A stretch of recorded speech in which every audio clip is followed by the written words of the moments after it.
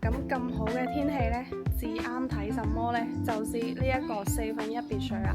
今日呢，要分享一間呢首期呢僅需係10零萬嘅一個田字型別墅啦，雅居樂嘅面積嘅。咁呢一間別墅嘅話呢，建築面積呢就係103平方啦，有呢一個40平方嘅一個私人嘅花園嘅。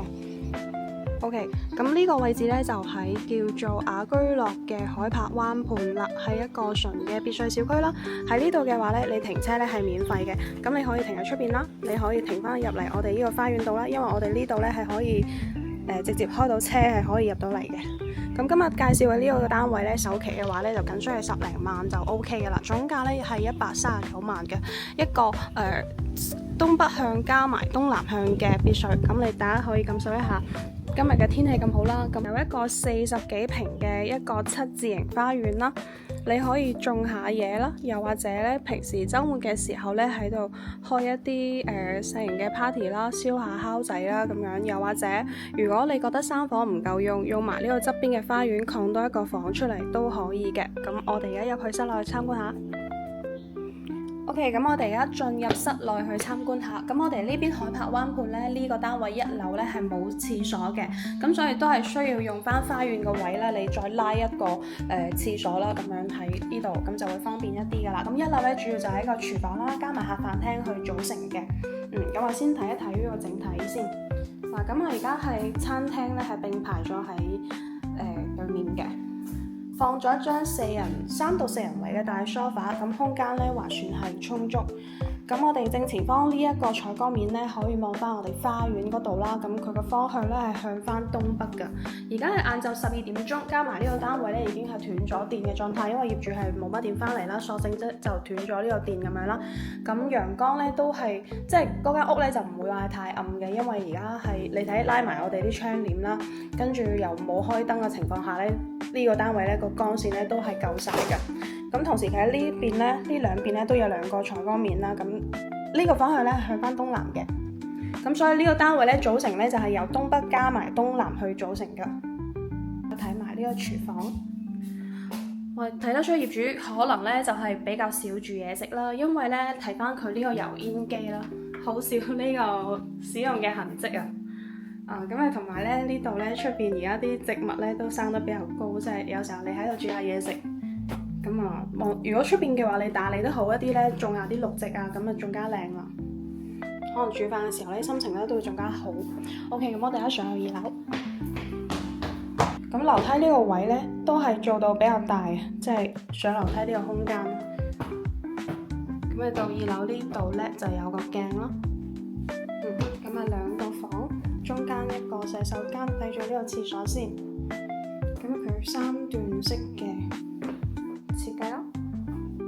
OK， 2樓嘅話，因為我哋呢個單位咧係用翻呢個叫做石油氣瓶嘅，咁喺2樓呢度咧就用呢個電熱水爐。咁佢呢個應該係直熱式嘅。OK， 咁呢樓唔係呢個2樓咧第一個房，12個平方左右啦。而家呢一張床咧係1.5米嘅雙人床，咁啊並排喺一邊，做到2邊落床嘅。咁喺下邊呢個位咧都做咗一啲櫃仔啦去收納啦。咁我開翻呢個窗俾大家睇睇，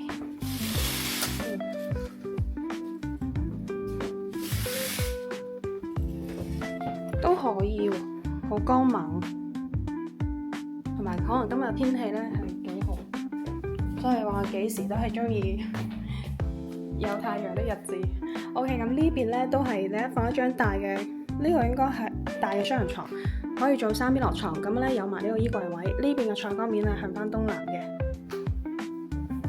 咁啊，再睇一輪佢呢個牆啦、牆身呢啲咧，其實保養咧都係 OK 嘅，係一個比較標準的度假房啊。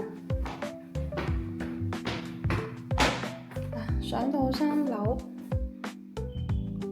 呢啲擺件嘅話，到3樓其實呢度咧係一個窗嚟嘅，咁我就唔拉開㗎啦。呢度直接可以望到露台呢邊啦。咁3樓其實呢啲家具嘅話咧，我諗你買咗之後咧，肯定都唔用㗎啦，因為都過咗時，好似啲電視機啦，大肚兜式的電視機咁樣。呢個係衣櫃，跟住洗手間。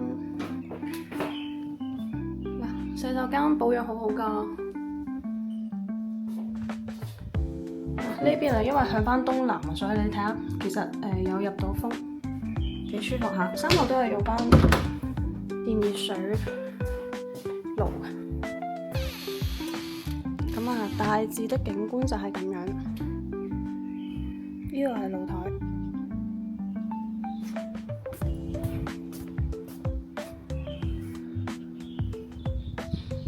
OK，咁呢個單位呢，我哋就參觀完畢啦。一個東北加東南，呢邊呢會猛風一啲嘅，因為呢邊係向翻東南。咁跟住呢個單位呢，就首期呢，如果計落嚟最低嘅話，可以做到15萬到16萬左右。咁正常一個首期呢，就20萬，總價呢139萬。咁只需要付中介費加埋呢個契稅啦，契稅圍度呢都係萬零蚊咁樣嘅。如果係首套的話，咁如果想了解更多或者係關於貸款，又或者呢層樓嘅信息啦，咁都可以去聯絡我咯，或者約我到現場睇樓。物業費呢度嘅話呢，一個月基本呢就297蚊 OK 嘅啦，冇其他的雜費啦。好，咁今期呢個視頻就分享到呢度，下期視頻再見，拜拜。